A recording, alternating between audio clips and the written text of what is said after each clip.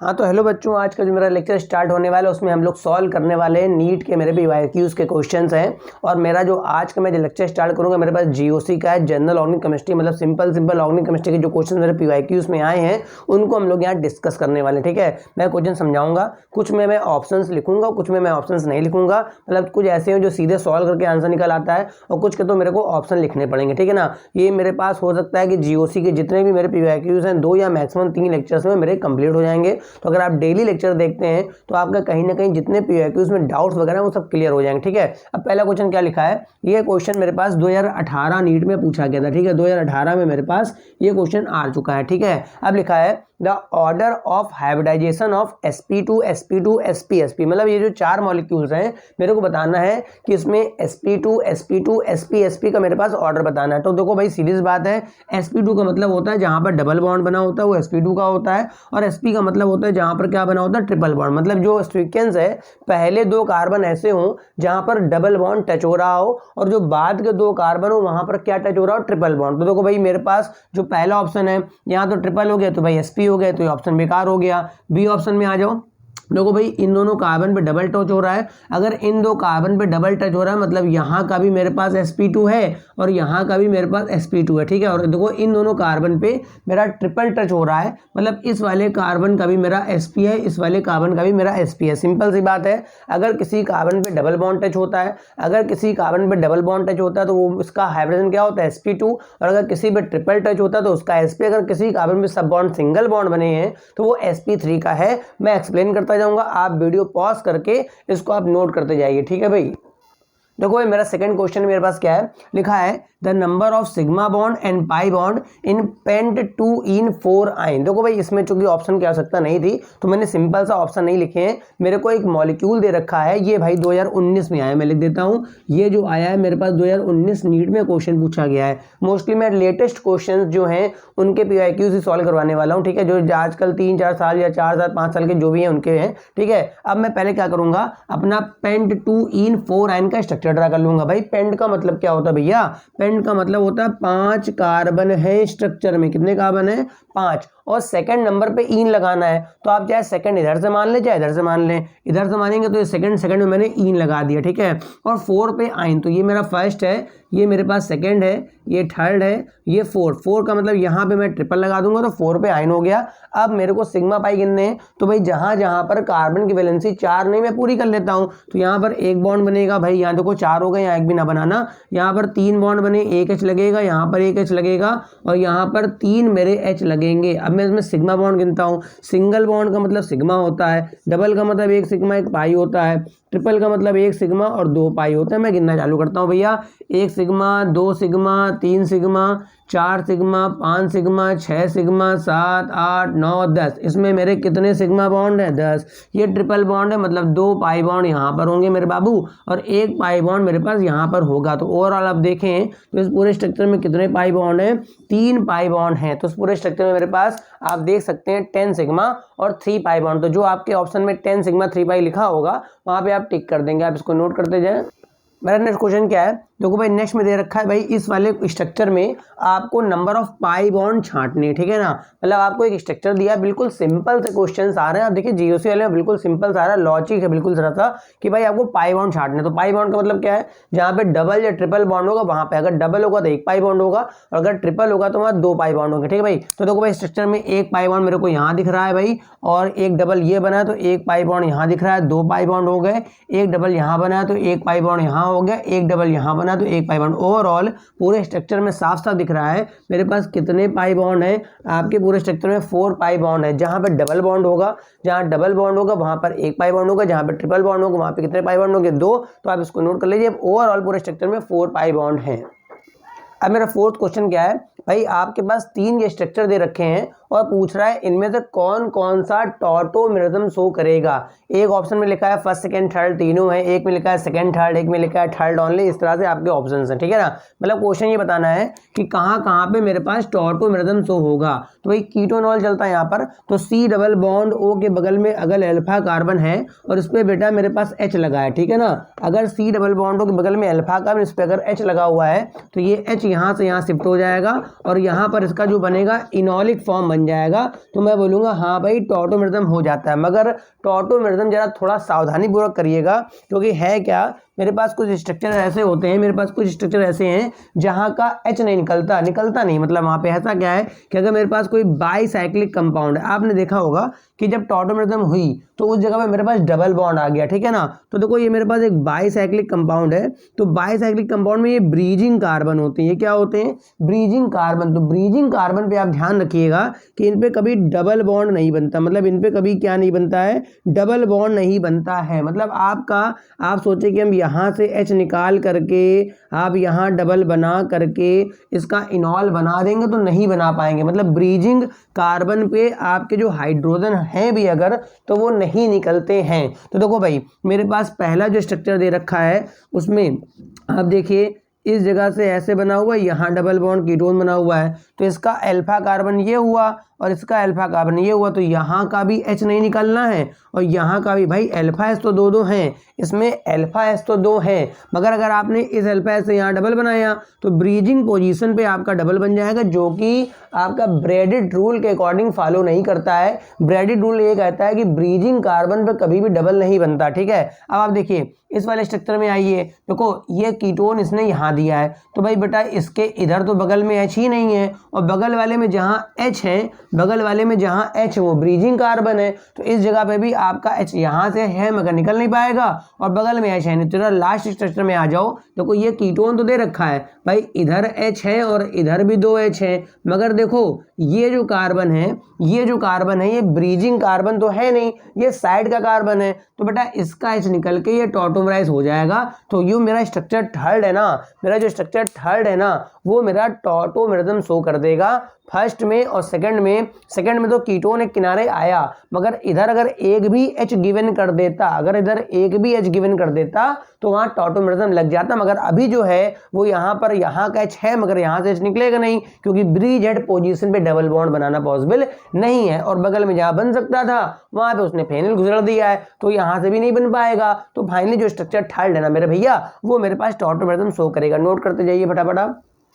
अब देखिए एक अच्छा क्वेश्चन दे रखा है, मेरे पास ये 4 कार्बन आयन दे रखे हैं, ठीक है, और इन कार्बन आयन में भाई पूछ रहा है स्टेबिलिटी ऑर्डर बता दो। तो देखो भाई सबसे पहले अगर कार्बन आयन की बात आती है तो मैं बता दूं, अगर मेरे पास कोई कार्बन आयन ऐसा है जिसका हाइब्रिडाइजेशन sp है तो वो मोर स्टेबल होता है, क्योंकि ऐसा है ना कि इसमें जो s परसेंटेज होता है 50% होता है, और s परसेंटेज 50% का मतलब हो गया उसकी जो इलेक्ट्रॉन डेंसिटी है वो न्यूक्लियस के ज़्यादा करीब होती है। इस वजह से अगर s परसेंटेज कार्बन आयन पे बढ़ता है तो वो स्टेबल ज़्यादा होता है, मतलब सबसे ज़्यादा स्टेबल sp का होता है, उससे थोड़ा कम स्टेबल sp2 का होता है, और सबसे कम स्टेबल होता है sp3 का। मतलब अगर कार्बन आयन की बात करी जाए तो मेरे पास sp हाइब्रिडाइज कार्बन आयन हमेशा मोर स्टेबल होता है, उससे कम स्टेबल होता है मेरे पास sp2 वाला, उससे कम स्टेबल मेरे पास sp3। अब अपने क्वेश्चन को देखते हैं। देखो भाई मेरे पास जो पहला कार्बन आयन दे रखा है पहला वाला, इसमें जो कि ट्रिपल बॉन्ड आ गया,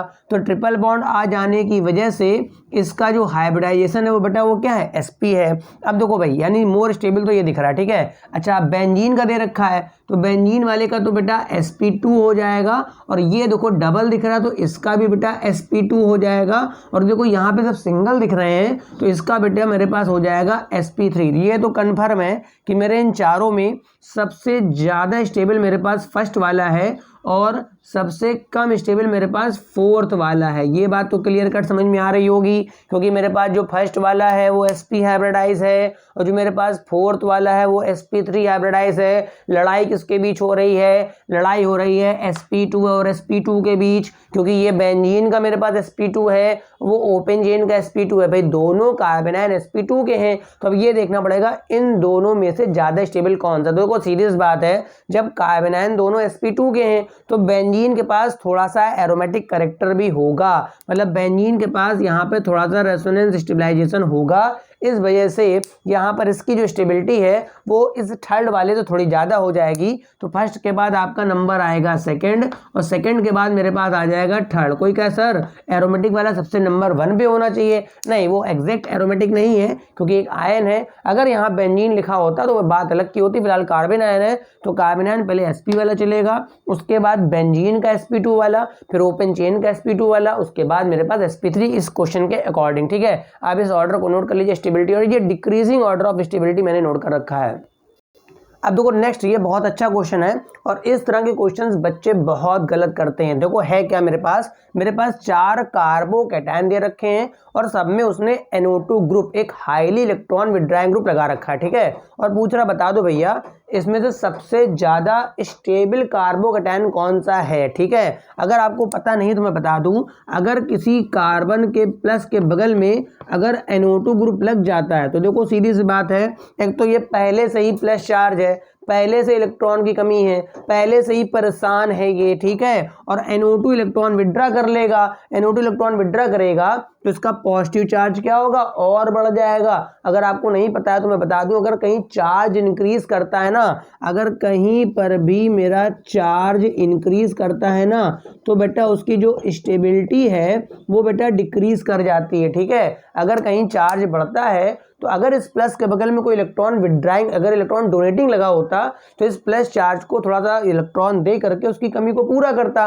मेरे को ये देखना है कि कहाँ कहाँ पर NO2 के जस्ट बगल में प्लस आ जा रहा है। ठीक है, NO2 वाले कार्बन पर, जैसे कार्बन ये देखिए NO2 यहाँ जुड़ा हुआ है, NO2 यहाँ जुड़ा हुआ है, NO2 यहाँ जुड़ा हुआ है, NO2 यहाँ जुड़ा हुआ है। ठीक है, तो जिस जिस स्ट्रक्चर में NO2 वाले में आपका पॉजिटिव चार्ज आ जाएगा ना, जिस जिस स्ट्रक्चर में आपका NO2 पर पॉजिटिव चार्ज बगल वाले कार्बन पे आ जाएगा, वो तो भैया मेरा सबसे कम स्टेबल हो जाएगा। तो देख लेते हैं भाई, देखो पहला ऑप्शन बी बेकार हो गया और ऑप्शन डी बेकार हो गया। डायरेक्ट देखिए ऑप्शन बी और ऑप्शन डी किसी काम के नहीं है, क्योंकि NO2 के जस्ट बगल वाले कार्बन पे प्लस है, तो सीधे ही इलेक्ट्रॉन विड्रा करके इसकी डिफिशियंसी को और बढ़ा रहा होगा। ठीक है, अब बात करते हैं ऑप्शन ए वाले की और ऑप्शन सी वाले की। ठीक है, ऑप्शन ए और सी में थोड़ा रेसोनेंस करके देख लेते हैं। ठीक है भाई, ऑप्शन सी में अगर मैं रेसोनेंस करता हूं, यहाँ पर अगर मैं ऑप्शन सी में ए में रेसोनेंस करता हूं तो बताइए ये डबल इधर आ जाएगा।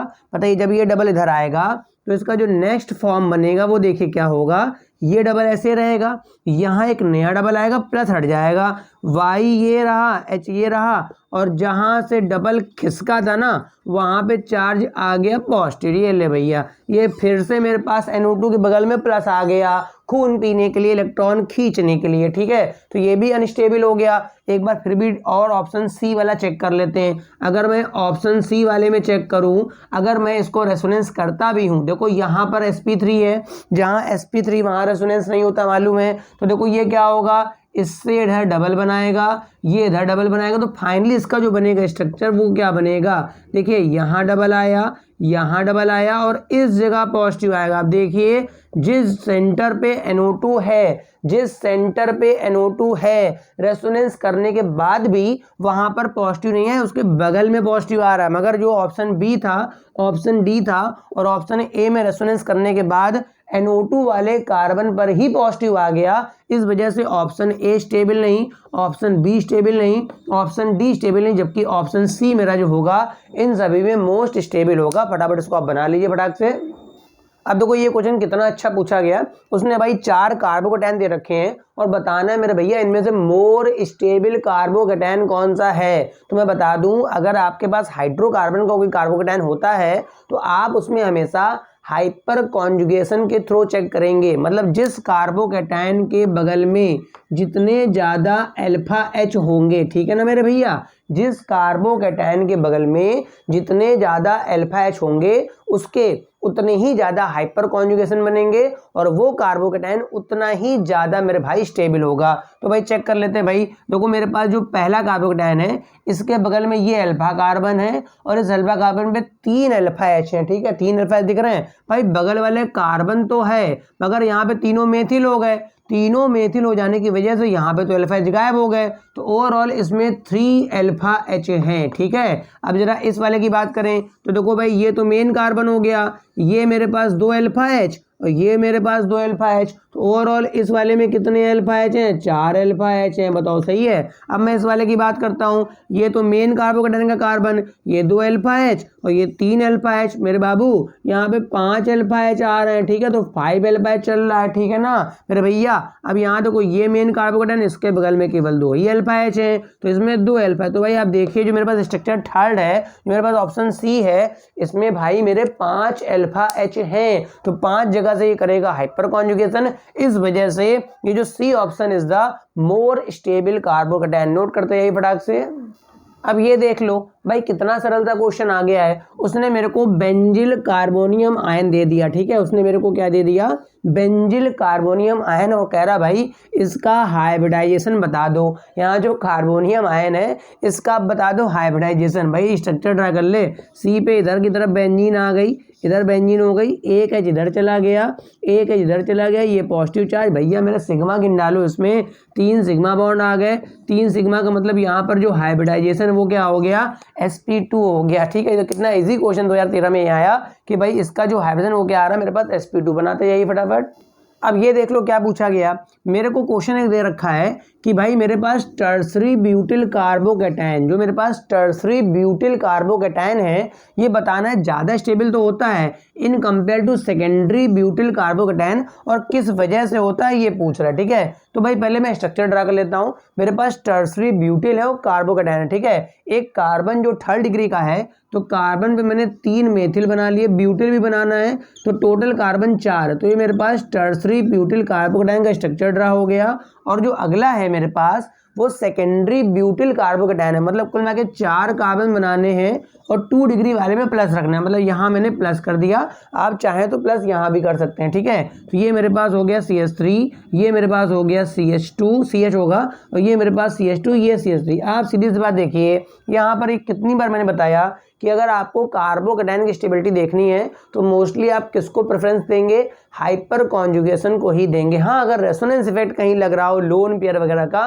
तो पहले आप उसको प्रेफरेंस देंगे। मगर देखिए इन दोनों स्ट्रक्चर में कहीं पर भी कोई अगल बगल आजू बाजू ऐसा आइटम नहीं है जिसके पास लोन पेयर हो, तो यहाँ पर तो भाई सीधा सा हाइपर कॉन्जुगेशन लगेगा। आप देखिए यहाँ पर कितने अल्फा एच हैं? 9 अल्फा एच हैं, और यहाँ पर कितने अल्फा एच हैं? 5 अल्फा एच हैं। तो ओवरऑल इसमें 9 अल्फा एच हैं, इस वजह से इसमें हाइपर कॉन्जुगेशन ज़्यादा बनेंगे, उसमें क्या होंगे? कम। तो जो आपका ऑप्शन टिक होगा वो कौन सा टिक होगा? Hyper conjugation. बना लीजिए फटाफट जल्दी से। अब ये आज के लेक्चर का लास्ट क्वेश्चन है। लगभग 10-11 क्वेश्चंस का मैं एक लेक्चर बनाऊंगा, और उसके बाद जीओसी का जो अगला पार्ट है वो नेक्स्ट टाइम पे कल आ जाएगा, ठीक है ना। तो अब देखिए ये क्वेश्चन पूछ रहा है, बताओ भैया इसमें से किसमें हाइपर कॉन्जुगेशन हो पाएगा? तो भाई कार्बोकेटाइन में भी हाइपर कॉन्जुगेशन होता है, और मेरे पास जो रेडिकल्स होते हैं उसमें भी अगर अल्फा हाइड्रोजन हुआ तो वहाँ पर भी आपका हाइपर कॉन्जुगेशन होगा। मगर अगर ब्रीजिंग पोजीशन का अल्फा एच है तो वहाँ पर हाइपर कॉन्जुगेशन नहीं होता। तो देखो भाई यहाँ पर देखो भाई ये रेडिकल है, अब देखो इसके बगल में यहाँ तो एच है ही नहीं है, और जो कार्बन यहाँ पर इस पर भी तीनों मेथिल हो गए, तो भैया पहले में तो हाइपर कॉन्जुगेशन नहीं हो पाएगा, ठीक है। अगले में देखो भाई यहाँ पर बेंजीन चिपका दी, यहाँ बेंजीन चिपका दी, बगल में जो अल्फा कार्बन है वो तो बेंजीन चिपक गई, तो उसमें तो अल्फा एच होता ही नहीं है, तो सीधी सी बात इसमें भी नहीं पॉसिबल है। हो सकता है भाई थर्ड वाले में भी ना हो, देख लेते हैं। देखो ये रेडिकल है, इसके बगल में यहाँ एच तो है, मगर ये एच मैं निकालूंगा नहीं क्योंकि ये ब्रीजिंग पोजीशन का। हाँ, इस कार्बन को अगर आप देखें तो ये कार्बन ब्रीजिंग का नहीं है, मगर एक मेथिल लगा तो बाबू यहाँ पर एक एच भी तो होगा बेटा, तो एक एच होगा। तो देखो इस वाले हाइड्रोजन से यहाँ पर डबल बन करके हाइपर कॉन्जुगेशन हो सकता है, और ये एच हवा में लटक सकता है, ठीक है। तो जो मेरे पास 3rd नंबर वाला मॉलिक्यूल है ये मेरे पास हाइपर कॉन्जुगेशन शो करेगा। तो उम्मीद है आपको जो आपके ये 10 क्वेश्चन आज जो समझाए गए हैं ये अच्छे से समझ में आ गए होंगे। अब मैं जो नेक्स्ट लेक्चर जीओसी का लाऊंगा उसमें फिर से मैं नेक्स्ट 10 क्वेश्चन समझाऊंगा पीवाईक्यूज के, और इस तरह से हो सकता है कि 2 या 3 लेक्चर्स में मैं एक चैप्टर पूरा कंप्लीट कर दूं। तो जिसको इसको पीवाईक्यूज सॉल्व करने हैं वो लगातार मेरे साथ बने रहे, और अपनी जो समस्याएं हैं इसमें आप देखते रहेंगे तो काफ़ी हेल्प आपको यहाँ पर मिलने वाली है। Thank you.